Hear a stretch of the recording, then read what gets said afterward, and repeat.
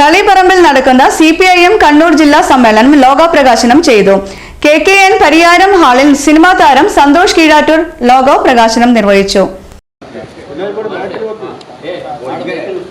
2025 ഫെബ്രുവരി 1, 2, 3 തീയതികളിൽ area committee ഓഫീസിലെ Kodiyeri Balakrishnan നഗറിലാണ് 24ാം party കോൺഗ്രസിന്റെ ഭാഗമായുള്ള CPIM കണ്ണൂർ ജില്ലാ സമ്മേളനം നടക്കുക.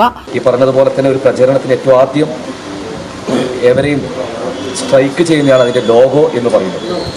അത് വളരെ മനോഹരമായി രാജേഷ് ഡിസൈൻ ചെയ്തു.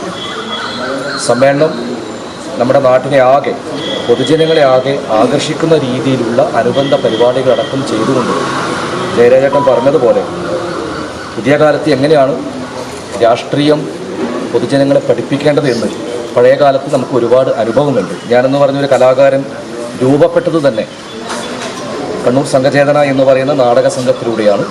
അതുപോലെ തന്നെ DYFIയുടെ തെരുവ് നാടകങ്ങളും ബാലസംഘത്തിൻ്റെ പ്രവർത്തനങ്ങളിലൂടെയാണ് ഒരു കലാകാരനാകണം, കലാകാരനായി ഈ ഭൂമിയിൽ ജീവിക്കണം എന്നൊരു തീരുമാനമെടുത്തത്. അത് വളരെ കൃത്യമായും പുരോഗമന പ്രസ്ഥാനം, പ്രത്യേകിച്ചും CPIMൻ്റെ എല്ലാ പിന്തുണയും ഉണ്ടായിരുന്നു.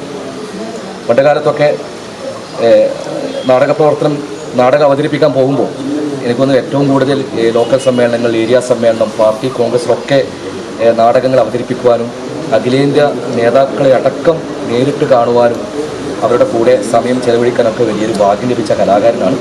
ഇപ്പോഴും ഈ പാർട്ടിയുടെ കൂടെ നിൽക്കാൻ സാധിക്കുന്നു. ജയരാജൊക്കെ പറഞ്ഞ പോലെ ഒരുപാട് നാടുകളിൽ സഞ്ചരിക്കുമ്പോൾ പുതിയ കാലത്ത് ഏറ്റവും കൂടുതൽ വേഗത്തിൽ പ്രചരിക്കുന്നത് നുണകളാണ്.